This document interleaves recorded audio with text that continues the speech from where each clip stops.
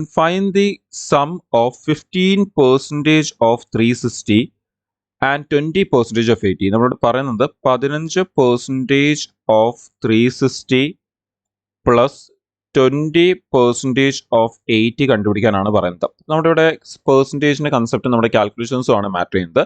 So ഇവിടെ ഇപ്പം നമുക്ക് ഈ ഒരു പെർസെൻറ്റേജ് വെട്ടാം, ഈ 2 പൂജ്യം വെട്ടാം. അങ്ങനെയാണെങ്കിൽ നമുക്ക് അവിടെ 2 × 8 എത്ര വരും? 16 വരും. പക്ഷെ അതേപോലെ ഇവിടെ ക്യാൻസൽ ചെയ്യാൻ പറ്റുന്നില്ല. എന്തുകൊണ്ട്? ഇവിടെ ഒരു സീറോയേ ഉള്ളൂ ആൻഡ് ഇവിടെ പെർസെൻറ്റേജ് ഉണ്ട്. പക്ഷെ നമുക്ക് ഇവിടെ നോക്കിയാൽ കാണാം, ഇവിടെ അവസാനം ഒരു 5 ഉണ്ട്. 5നെ ഇരട്ടിയാക്കി എന്ത് വരും? 0 വരും. അങ്ങനെയാണെങ്കിൽ നമ്മൾ ഇതേപോലത്തെ കാൽക്കുലേഷനൊക്കെ വരുമ്പോൾ നമ്മൾ ഫോളോ ചെയ്യുന്ന ഒരു വളരെ പെട്ടെന്ന് എടുക്കാൻ വേണ്ടി ചെയ്യുന്ന ഒരു ഷോർട്ട് കട്ട് അല്ലെങ്കിൽ ഒരു അപ്രോച്ചാണ് ഒരു നമ്പറിനെ പകുതിയാക്കുക, മറ്റേ നമ്പറിനെ ഇരട്ടിയാക്കുക എന്നുള്ളത്. എന്ന് പറഞ്ഞാൽ നമ്മൾ 15നെ ഇരട്ടിയാക്കിയാൽ നമുക്ക് 30 വരും. സോ 30% ഇൻറ്റു, അപ്പോൾ ഒരു നമ്പറിനെ ഇരട്ടിയാക്കുമ്പോൾ മറ്റേ നമ്പറിനെ എന്ത് ചെയ്യണം? പകുതിയാക്കണം. സോ 360ന്റെ പകുതി എന്ന് പറയുന്നത് എത്രയാണ്? 180 അപ്പോൾ നമ്മൾ എന്ത് ചെയ്യുന്നു? ഇവിടുന്ന് ഒരു 2 എടുത്ത് ഇങ്ങോട്ടേക്ക് ഇട്ട് കൊടുക്കുന്നു. അതാണ് ആക്ച്വലി ചെയ്യുന്നത്. ഇപ്പോൾ നോക്കിക്കഴിഞ്ഞാൽ നമുക്കവിടെ പെർസെൻറ്റേജ് 2 പൂജ്യം ക്യാൻസൽ ചെയ്തൂടെ? അങ്ങനെയാണെങ്കിൽ 3 × 18 എത്ര വരും? 3 × 18 54 വരും.